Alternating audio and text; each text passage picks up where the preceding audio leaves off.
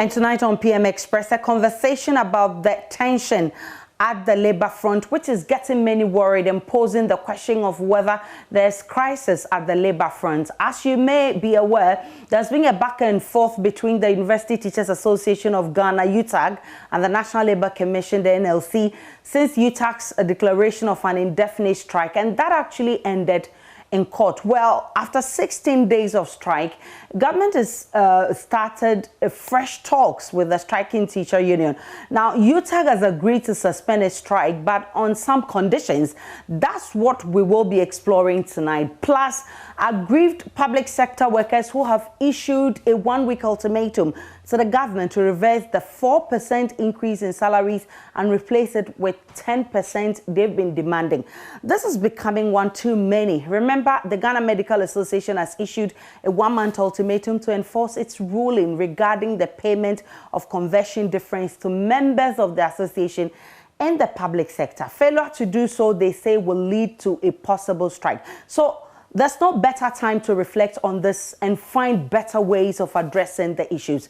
But really, what are the issues? What are they demanding? And we start with UTAG because they've been in a meeting with government today, and they're just stepping out from that meeting shortly. So we'll be getting you outcome of that meeting. But UTAG is demanding the implementation of a 2012 single spine package, and they said this will put entry level of lecturers on a salary of $2,084.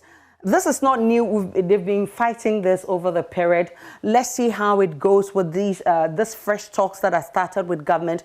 With the public sector workers, today they've been out there protesting and drawing the attention of government that these are the things that we are asking you to do. These are our demands. We need you to resolve it for us. So they have demonstrated over inadequate salary increment. The group says the 4% and 7% pay rise is woefully inadequate, and they want government to actually abide by the Professor Ntiamwa Committee report that has made some recommendations. We'll get into that when the conversation starts.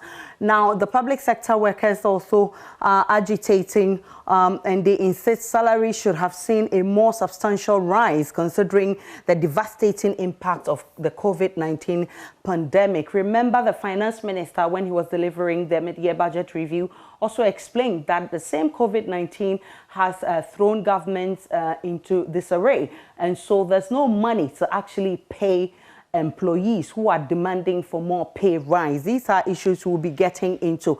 GMA is demanding the payment of all outstanding issues and related arrears to be settled completely by September 30, 2021. And failure to do so, it says it will embark on a strike to demand and press home what they are looking for from government. So tonight is a simple question we are asking.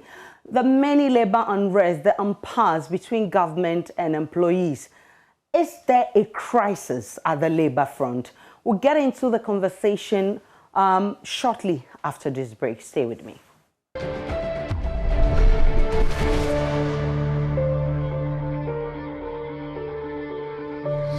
Welcome back to PM Express. My guest for tonight's discussion, Dr. Samuel Nkoban. He's UTAG president at the University of Ghana. He's representing Professor Charles Ofusumafo, who we earlier scheduled to speak with, and who is the national president of UTAG. Mr. Austin Game, who is a labor expert, would also join via Zoom. In the studio with me is Norbert Gbagbochi.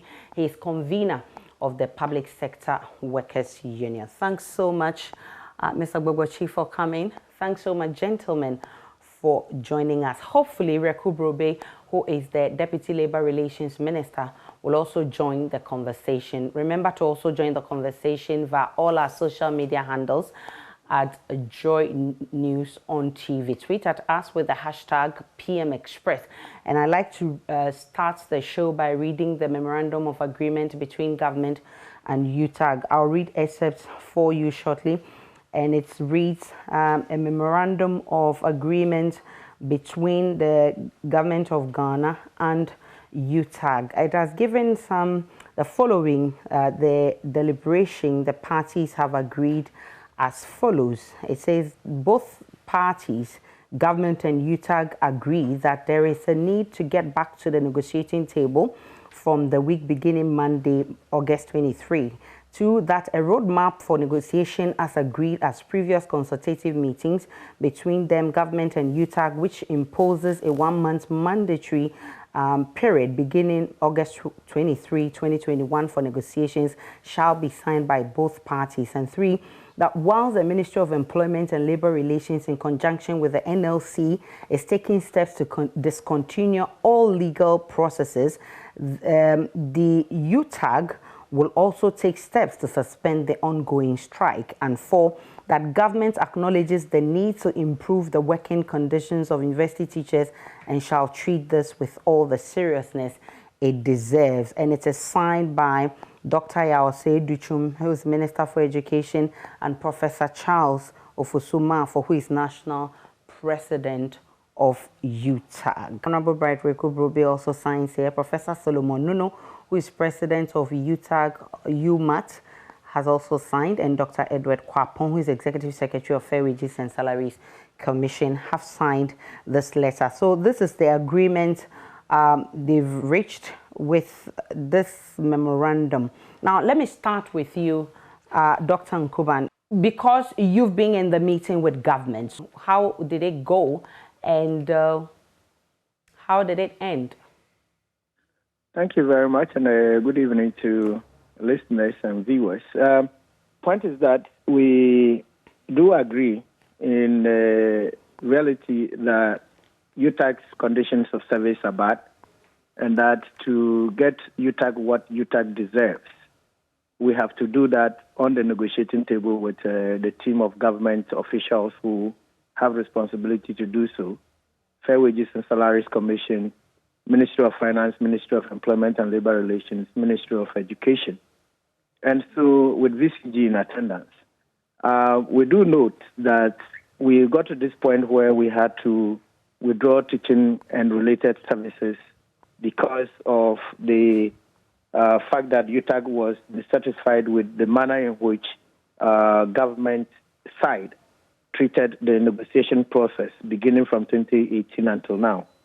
And so what we do realize is that I think government realizes the position that they put themselves in, and they put the country in, and they put our investors in, and they put us in as UTAG members. And so there is an agreement overall that we need to get to the negotiation table and get us as UTAG members what we truly deserve.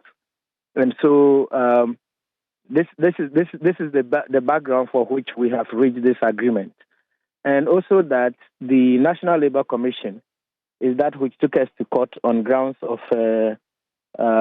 withdrawal of the services which we have everyone knows about. We of course filed to challenge their process and also to ask that the injunction that was placed on the withdrawal of teaching and related services be withdrawn. And so three things are happening here. One, UTAG indicates clearly that we cannot be in court whilst we are negotiating with government. Second, that, of course, if we are in court, it means that we are going to go to the negotiating table with a gun at our heads. And so if we have to go back to the negotiating table, then we shouldn't be in court. Second is that we cannot also be on a strike or say we have withdrawn teaching and related services when we commence negotiations. And so what it implies is that if the court processes are discontinued, and also that we have a tentative roadmap with an assurance from government that we will not be treated in the manner in which they treated us from 2018 through until now, where we have to take this decision, then of course we would be also willing to suspend the action that we've taken, and hoping against hope that we would be able within 1 month to reach a compromised position by virtue of, say, government is meeting us at the point where we want them to meet us, or that they are meeting us at a point that is acceptable by general membership, that we can proceed from here. And then, well, of course, the key terminology also has to do with the fact that we are suspending the withdrawal of teaching and related services if the precedents, as we have indicated, come to pass. And that is where we are. With today's outcome? I didn't get that right. Are you satisfied with today's outcome? Well, of course, today's outcome is still contingent on a number of things happening.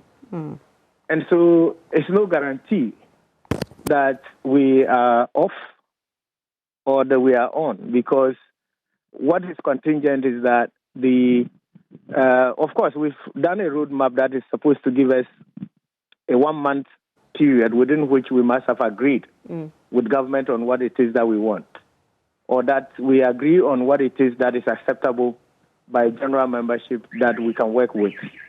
Aside that, also premised on the fact that all the legal processes are discontinued against UTAC, because we can't be in court whilst we...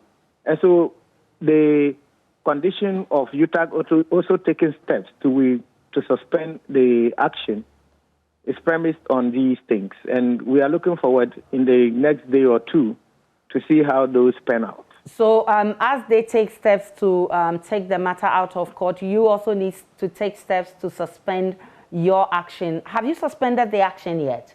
We haven't suspended the action as we speak. Okay. Suspension of the action is premised on the steps that both parties are taking. Okay. Because, of course, we've gotten to some agreement by virtue of the roadmap in relation to as long as it takes for us to conclude negotiations, which is 1 month, with effect from 23rd of August. And so that is one step forward by both parties. The second step has to be with the issue of discontinuation of the legal processes against UTAC. Because our position is that we cannot be in court whilst we are negotiating. So when will the discontinuation happen? Well, of course, the case is supposed to be called again tomorrow in court, and it's our expectation that if the due processes are true, that the case is discontinued by close of tomorrow, then, of course, we also have at least Friday to engage with our general memberships on the basis of goodwill and as well as on the basis of commitment by government that within 1 month we would be at a point where everyone agrees that this is where we want to be, and then the processes of, say, we are resuming strike will not have to happen. But of course, and so on the basis of that, we are willing to suspend if indeed all of these processes go through, with government showing us the deserved respect and commitment. All right. I'll have you hold there because Norbert Gbagbachi and his team have also been on the street today protesting what they say 4% increment is not enough for them. Norbert, your leaders who negotiated this say you would have gotten even less but for their efforts. Why are you still protesting? What we seek is 25%. Oh, wow. Nothing less than that. Okay. And with the assertion that there's no money in the coffers, we disagree. We disagree because it is the same coffers that is paying other sectors huge sums of percentages. So we disagree with the finance minister also changing his words now and then, every now and then. The first time he told us that there's no money in the coffers, but the next time we met him, he was saying that he agreed with our leaders on the 4% because he didn't want inflation to rise. And these are two different factors. So we disagree entirely with the 4%. We think it's an insult. Because, really? If you are telling us that you are giving us 4%, but you have created a hostile environment of which we are supposed to, how do we call it, go into that same market where you have given a sector of the public. You have given some 20%, 30%. You've also given us, what do we call it, these nuisance taxes, about 5 to 6 taxes that we are to pay. Now, with this 4%, are you sure when we go into the market, we will be able to compete with the 20 and 30% that are already been unleashed into the market? So what we are saying is that it is woefully inadequate for us to sit here and say that, oh, accept the 4%. If you attribute it to COVID-19, you could have also waited till things are that better, that we will be able to afford the bills before you introduce the taxes. Once you introduce the taxes, we need money to pay, and salaries must be adjusted upwards. And same has been done to themselves. They saw the need to increase their salaries by 79%, starting from 53% to 79%. That is Article 71 office holders. And when you do that, you that do not buy anything, we provide almost everything for you. Really? And yes, if you sit and you analyze and you see that per what happened last year and what is happening this year, inflation and other factors taken into consideration, your salary has to be increased by 79%. Then what of the public sector worker that is receiving somewhere 500 Ghana cedis? But the finance minister explained, even in the last mid-year budget review, that there's no money, especially because of COVID-19, that has thrown everything out of gear. Yeah, so what my assertion or my analogy is that if there is no money, you don't give me a burden to carry. Now, if you pay me 500 Ghana and there is no money, all right, you won't be able to add anything. It means I'll have to survive within the 500. Okay. So you don't subject me to pressures that will further reduce the 500 to around 200. What pressures are you talking about? That is the nuisance taxes. But the last time government did not bring in new taxes. Are you sure? The last time in the mid-year budget review, we didn't see any new taxes. No. Before the mid-year budget, they had introduced taxes. And that taxes, those taxes I am talking about, were introduced during the COVID era. Okay. You understand? So if you are introducing taxes, you equally have to increase salaries so that we'll have that kind of balance. So you will not. Does that mean that they think what we are earning is more than what we should earn?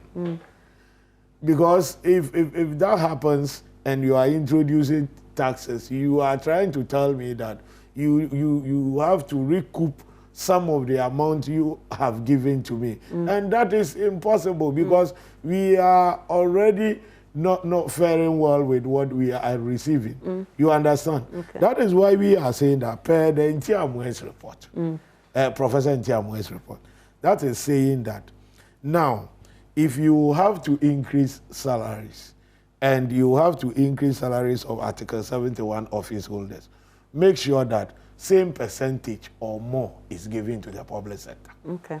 Now, if this is anything to go by, it means that we know they increase their salaries in 4 years. And ours is almost every year. Okay. All right, from 2019, from 4 years to now should start from around 2017. 2017, we had 10%. 2018, we had 12%. Okay. Put the two together, 22%. Then 2019, 2020, you gave us 5 each. So that is 32.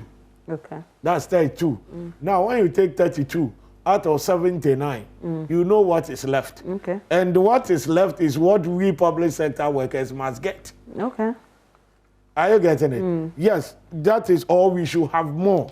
Okay. So if this is what you are taking, this is what you need to give to the public sector worker. But what has your leaders been saying? What has been their response since you rejected the 4% that they negotiated for you? They had better not gone for that negotiations, because the reasons they are giving are nothing to write home about. What are the reasons they're giving? You go and sit by a negotiation table and say that you accepted the 4% because government promised you that they will be recruiting more people, or they will be employing more people. Are you part of the employment system? But that's also a reality. It is not there are a lot of people who are looking for jobs. They are representing us, and we are public sector workers. Okay. We are not people that are finding jobs. We are already in the job. That is why we pay them.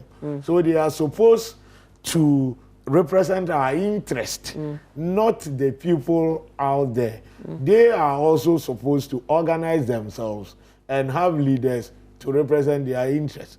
Are you getting it? So to tell me that you went to the negotiation table and accepted 4% because you were trying to give opportunity to the government for him to be able to employ more, it means you are in bed with government. But TUC is also thinking about, I mean, even the unemployed youth, TUC should think about them, not only the employed people. No, TUC is not supposed to think about the unemployed. TUC, it's there as a result of these labor unions. You understand? Okay. So there's a percentage from our dues that goes to TUC direct. So we fund TUC. Okay. So what I am saying is that TUC is not a governmental organization. So at all material time, you are to represent our interest. It's as simple as that. Given a reason that you are telling us that you went to the table and accepted the 4% because you wanted government workers to be vaccinated with COVID-19 vaccines. Are you working with the health ministry? Have we come to you telling you that this is... No, at the negotiation table, you table things that are relevant. So when you went to present your petition, what really happened? Were there challenges presenting your petition? Yes, somehow, because we had already written to the speaker notifying him of this development. And about 3 days ago, he wrote, though very late, that per the standing orders they have in the House, he wouldn't be in the position of receiving a petition. Okay. And with that, this is the letter they brought to us. And with that, we should rechannel our petition through a member of parliament, and he knows the standing orders, and he should properly lay the petition before Parliament for redress. Okay. So I think that, yes, at the Independence Square, after we addressed the crowd and we were trying to disperse, then a call came. Because before then, we had already made several calls to several MPs, and one called and accepted that we should meet him at Parliament and present a petition. And we did the same. So we are happy everything came to an end successfully. Okay. Okay. Mr. Watson Game is on with us. Mr. Game, this is a situation of negotiations versus the ability of the employer to pay. Of course, if you listen to the Minister for Finance the last time in the mid-year budget review, he spoke about the fact that COVID has thrown everything out of gear, and that there's no money to actually pay these workers what they are demanding for. Are the workers not, throwing away or losing sight of the reality and in turn being too demanding? Thank you, Aisha. I empathize with both sides for the difficulties they have been experiencing during these difficult times all of us find ourselves in. Indeed, labor will have to be empathized with. The employer, in this case being government, will have to be equally empathized with. But that will not negate the fact that both parties will have to sit at table and talk about these issues. Well, regarding that of my friends in the studio with you, I think that the reality is that it's important they do not leave the main stream of leadership. They should engage them. That is to go to the negotiating committee representing them with the Fair Wages and Salaries Commission, so that they can engage and talk about these issues in a manner that will be helpful to them, because the way they are going now, what it means that they are in a splintered group, and labor do not operate in that kind of manner. Once you are divided, your employer can easily walk through you. So it is important that they rededicate themselves to the cause of labor by sitting with the leadership and talking these things over. What they are saying in part might be fully true, but where do they say it? Where to say it is to be with organized labor and have this understanding reached. So when they go to table the next time, or even seeking to have a review of whatever has happened, will be done together with them. Otherwise, they'll be playing a part. This other group will be playing a part, and there'll be confusion.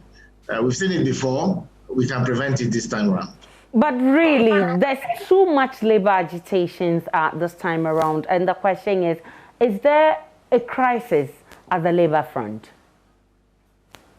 Not necessarily crisis. If it's crisis, you can't even sit in your studio to do anything.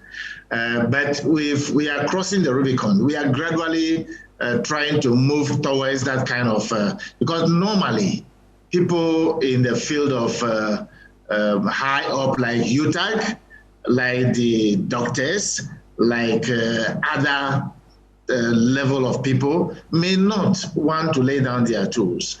When those things began to show off, then if you are a leader, you should be concerned. If you are an employer, you should be concerned.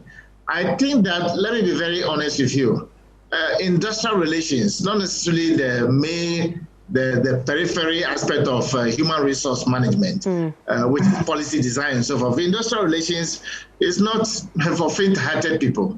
And we must appreciate the fact that when the employer, that's why I don't want to call the employer government, when the employer is going to table, undress yourself and put on the cap of a negotiating team.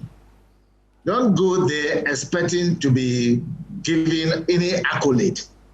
You are having rules that will govern the procedure of the negotiation. You are all equal at table, respecting each other, having certain principles that will guide the negotiation. These things must be understood and linked. And once people have the skill and the capacity to do these things, it reduces this kind of pressures that we have brought upon ourselves. If we take section 127 of our Labour Act as anything to go by, during the course of negotiation, it's expected that employers will not intimidate or create barriers or set in motion anything that would make the workers feel that the employer wants to dictate to them. Okay. Equally, the workers and their leadership are not expected to intimidate, put pressure, and take steps to withdraw services in any form or shape. So the rules that govern the procedure of the negotiation guides, and there is nobody superior at the table. And that is the way it should go. And currently what it means is that everybody, the employer, the workers, leaders, they are all operating in a red zone, trying to, either not talking to each other at a point in time, or walking away from meetings, or fighting each other coercively. This kind of thing is not healthy for labor relations. Dr. Nkuban, if you're still there, let me ask you this. Are you happy with the roadmap set up for this fresh negotiations? Well, generally, let me say that the labor aspect has duly expressed concerns of UTAC that has led us to this point where we are. on the basis of the fact that we've started these negotiations for as long as only God knows, and that many of the times we've been treated with, I mean, for lack of a better expression, disrespect, on grounds that people that are supposed to be at the meeting don't come, or they send people who do not have the capacity to be able to engage us effectively and to give us a commitment that binds government in terms of what we are asking. Aside that, the roadmap, of course, for me, we've been traveling all this trek from 2018 until now. And so if we have, within the next 1 month, effective August 23, to be able to resolve all matters relating to our concerns, or that we are meeting each other at some point that is acceptable by general membership.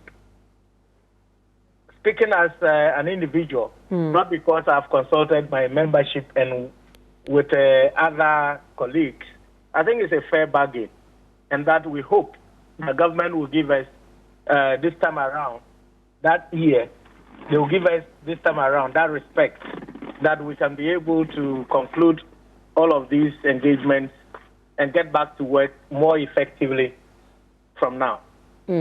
Mr. Ogboshie, I saw that you were nodding when Mr. Osengame was talking about the fact that an employer must not put itself in a position that shows that it wants to actually bully the employee, or it's instructing and giving them orders to follow without actually also expressing how they feel. Is that how you feel right now? Yeah, Mr. Austin is aware that in the press statement of Labour, that is TUC, they made it clear that government threatened retrenchment or government threatened redundancy.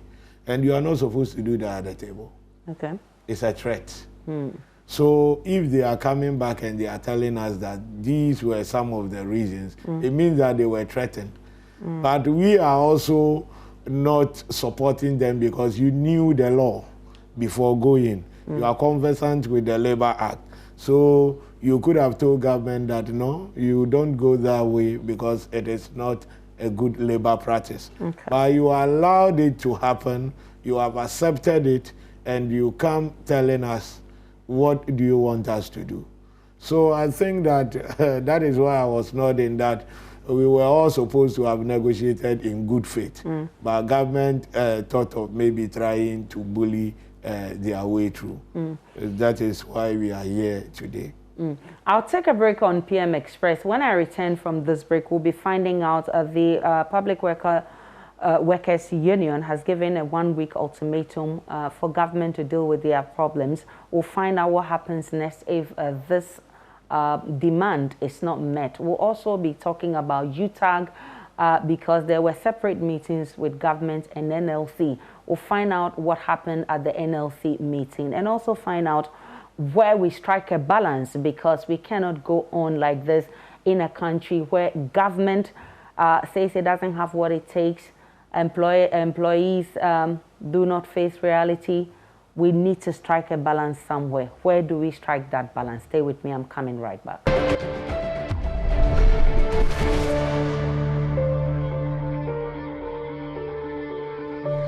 Welcome back to PM Express. We are looking at the too many labor agitations happening in the country, and we're also talking about the ability of government to respond to all the demands that is being put on the table. Let me come back to you. Mr. Osengame earlier was talking about the fact that you should channel your grievances to your leaders. Have you done that? We have done that severally. You see, they even use our name to organize a meeting at Nat Hall. So we thought that they were extended invitation to us. So we came live and we wanted to be part of the meeting. Okay, if we weren't invited, you could have at least asked us to wait. After your meeting, you tell us 1, 2. But they told us that they hadn't invited us and that we couldn't be part of the meeting. So clearly you think that your leaders don't have your interest at heart? Oh, apart from that, we call them on phone, trying to meet them. They turned down the invitation. Then we also wrote to them that we had wanted to meet them on the 12th of August. That one to no call, no response from them. So clearly, they see no reason why they should come to the table and have a chat with us. So we are also going according to our plans. So you've given 1 week ultimatum. If it doesn't happen, what next? If it doesn't happen, it means that we'll have to roll out the plans we have for the regions. We have some plans for the regions, and the regions are waiting on us to just come out with a go-ahead so that we'll start implementing it. We would not like to let the cat out of the bag. I would like to take everybody by surprise. But should it happen that they do not heed to what we are saying, they will see an action that they wouldn't be happy with. Dr. Nkuban, we understand that the NLC was absent in the first meeting you had with government, that you had a separate meeting with them. How did that go? Well, of course, the case is that NLC went to court, and so on the side of government, we have agreed with government that we are ready to get back to the negotiation table, and that is the only way we can get what it is that we want our members. And so the position of UTAG also was that unless, of course, NLC gets the case out of court, definitely the NLC has a responsibility to get the case out of court for us to be able to begin to engage. And so at the NLC, the understanding is that as an independent institution, they would want to take that up and then handle. And we are looking forward to what happens tomorrow in court, whether or not they are in the position to say that on the basis of the agreement between the government side of the negotiation and UTAG, they are willing to discontinue the case for us to be able to get back to the negotiating table. That would be we left to the NLC. And it suggests to me that they are in the they are willing to do same for the interest of Mother Ghana and for the interest of our universities as well.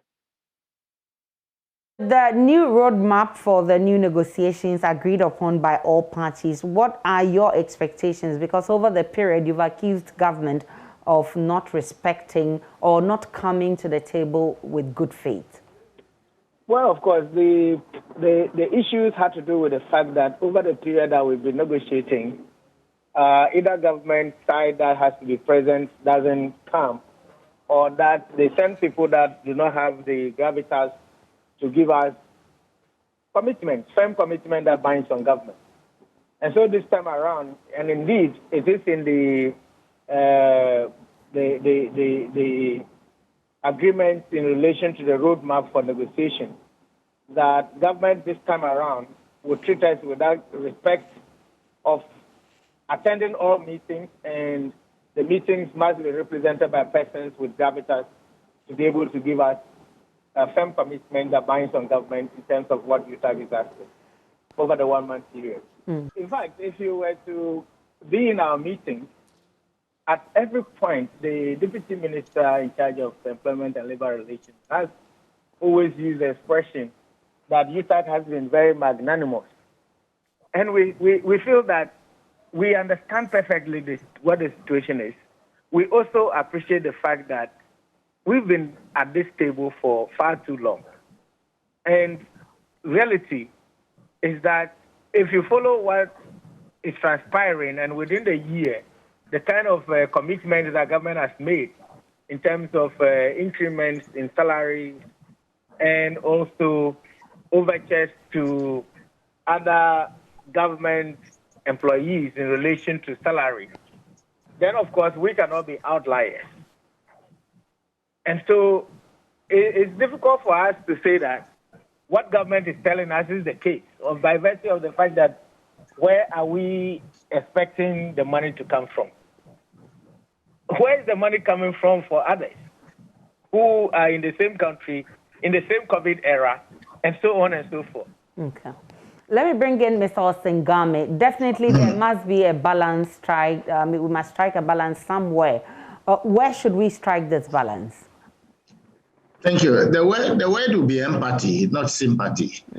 Because if you sympathize, then you are going one direction. But we have to appreciate, and I have a lot of respect for my friends and colleagues at the Ministry of Employment and Labor Relations and other players on the side of the employer. Likewise, the unions. I think they should go talking about this issue openly. Look, we have everything in our Labor Act to guide them to do what they want to do. And if they follow it properly, there'll be nothing like the union leaders wanting to withdraw their services. I appreciate what you said about my colleague, Roku Grobe.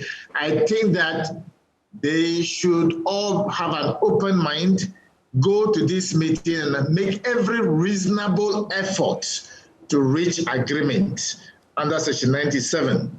If they are unable, the National Labour Commission is not an appendage of government.